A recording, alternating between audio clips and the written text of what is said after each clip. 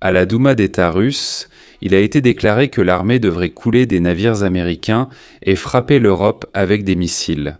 Oreshnik. En réponse à la capture par les militaires américains du pétrolier Marinera battant pavillon russe dans l'océan Atlantique. Voilà la panique qui s'est emparée des Russes après que Trump a laissé entendre qu'il visait sérieusement la destruction du secteur pétrolier russe. Tout d'abord, Donald Trump a approuvé l'examen au Sénat d'un projet de loi sur de nouvelles sanctions contre la Russie et tous ses alliés et partenaires. Parallèlement, Donald Trump a lancé une véritable chasse contre le secteur pétrolier russe. En particulier, le sénateur américain Lindsey Graham a déclaré que Trump avait enfin donné le feu vert à l'examen du projet de loi sur les sanctions contre la Russie. Il s'agit précisément de ce projet de loi sur les 500 droits de douane contre les pays qui continuent de commercer avec ces États. Je souligne que ce projet de loi dispose de 85 voix au Sénat américain sur 100 possibles. Parallèlement, de nouveaux détails ont émergé sur les pétroliers de la flotte fantôme saisie hier, que la Russie utilisait pour exporter du pétrole du Venezuela. Et ici, Donald Trump a clairement déclaré que la Russie devait quitter la région. Mais ce n'est pas tout. Donald Trump et ses conseillers prévoient d'assurer pendant de nombreuses années la domination des États-Unis dans l'industrie pétrolière du Venezuela.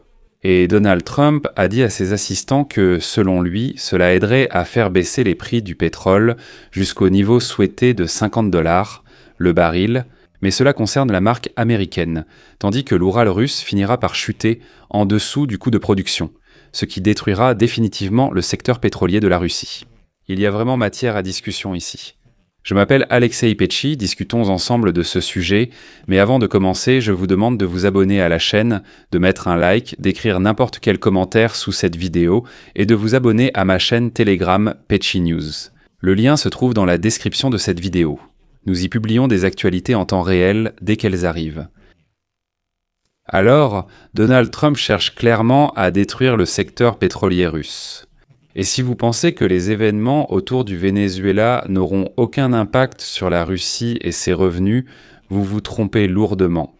Donald Trump mène un jeu bien plus global.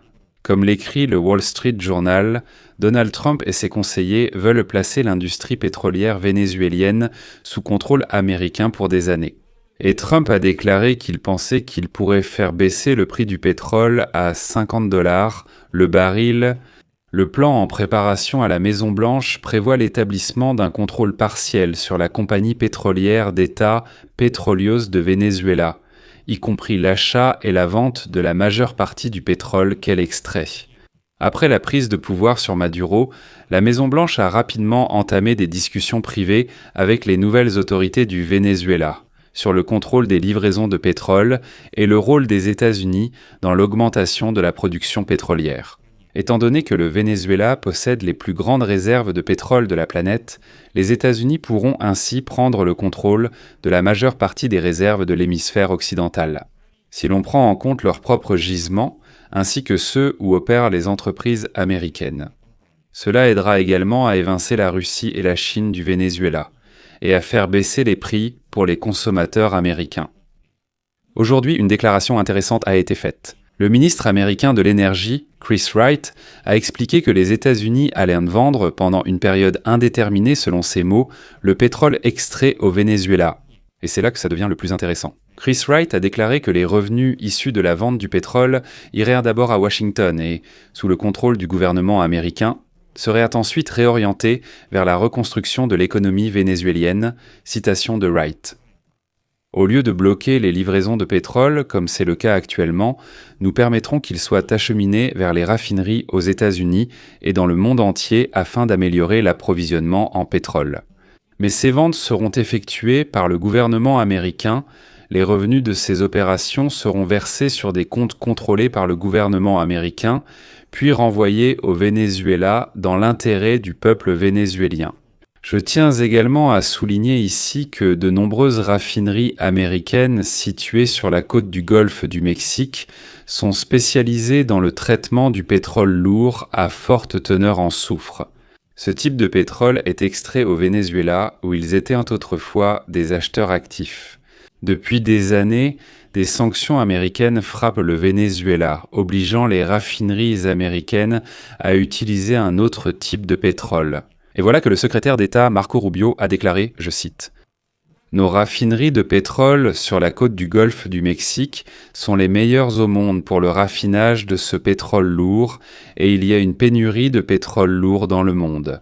C'est pourquoi je pense qu'il y aura une énorme demande et un grand intérêt de la part du secteur privé si une telle opportunité lui est offerte. » Au final, Donald Trump prévoit ainsi de faire chuter le prix du pétrole à 50 $ le baril, alors qu'actuellement le prix du Brent est légèrement supérieur. Au même moment, le pétrole russe de type Urals se négocie à 50 $ le baril, mais il s'agit d'un prix au comptant. La Russie est obligée d'accorder d'énormes remises, officiellement jusqu'à 27 $ le baril aux acheteurs d'Inde et de Chine. De nombreux producteurs de pétrole russe travailleraient déjà à perte, selon des plaintes. Si le Brent chute encore de 10 $, le pétrole russe s'effondrera d'autant. Et comme l'offre sur le marché va augmenter, la Russie sera obligée soit de vendre à perte, soit de se retirer progressivement du marché. Et voilà que Donald Trump commence aussi à étouffer la flotte fantôme de la Russie. Hier, les gardes-côtes américains ont saisi 2 pétroliers, dont l'un battait pavillon russe. Aujourd'hui, à la Douma d'État de la Fédération de Russie, on a déjà appelé à couler les navires américains et à frapper l'Europe avec des armes nucléaires tactiques. Il y a en Russie un député de la Douma d'État, Alexei Jouravliov, qui a déclaré aujourd'hui que l'armée russe devrait commencer à couler les navires américains et frapper l'Europe avec des missiles Oreshnik. En réponse à la capture des pétroliers Mariner par les militaires américains, le vice-président du comité de la défense de la Douma, ce même Jouravliov, a déclaré, je cite, « Les attaquer avec des torpilles, couler quelques vedettes de la garde côtière américaine, c'est normal, ils protègent leurs côtes à plusieurs milliers de kilomètres de chez eux. Je pense que les États-Unis, qui sont dans une sorte d'euphorie d'impunité après l'opération spéciale au Venezuela, ne peuvent être arrêtés maintenant que par une telle tape sur le nez. » Cela peut paraître étrange, mais au ministère des Affaires étrangères de la Fédération de Russie, on a une autre vision et ils ont simplement fait une déclaration. Je vais citer la suite. Bien sûr, ils l'ont formulée de manière très élégante et belle, mais au fond, cela signifie qu'ils ne peuvent rien faire. La déclaration du ministère russe des Affaires étrangères, la volonté de Washington de créer des crises internationales, notamment face aux désaccords persistants dans les relations russo-américaines, suscite regrets et inquiétude. Voilà donc la réaction. Pendant ce temps, un sénateur a déclaré que le président américain Donald Trump avait donné son feu vert au projet de loi sur de nouvelles sanctions contre la Russie. Voici la citation suivante. « Je compte sur un fort soutien bipartite lors du vote, j'espère déjà la semaine prochaine. Ce sera opportun car l'Ukraine fait des concessions pour parvenir à la paix, tandis que Vladimir Poutine ne fait que parler, tout en continuant à tuer des innocents.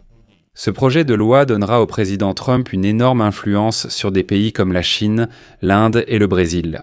Le Brésil, afin de les inciter à cesser d'acheter du pétrole russe bon marché, qui finance le bain de sang sanglant de Poutine contre l'Ukraine. Il s'agit d'une initiative également connue sous le nom de sanctions infernales et dévastatrices, qui prévoit l'imposition par les États-Unis d'un droit de douane de 500% sur les importations en provenance des pays achetant du pétrole, du gaz, de l'uranium et d'autres matières premières russes. Eh bien, voyons maintenant quelle sera la prochaine étape de Donald Trump. Je pense qu'il vise précisément le pétrole. Je vais m'arrêter là. Donnez votre avis et vos conclusions dans les commentaires sous cette vidéo. Abonnez-vous à la chaîne, cliquez sur la cloche et n'oubliez pas de mettre un like si cette émission vous a paru intéressante et instructive. Vous pouvez soutenir financièrement le travail de cette chaîne YouTube en faisant un don via le QR code affiché à l'écran ou via les liens. Dans la description de cette vidéo, il est écrit « Soutenir la chaîne Alexei Pesci ». Choisissez le format qui vous convient le mieux. Je vous serai reconnaissant pour tout soutien de votre part. C'est tout pour aujourd'hui, prenez soin de vous, à bientôt à tous.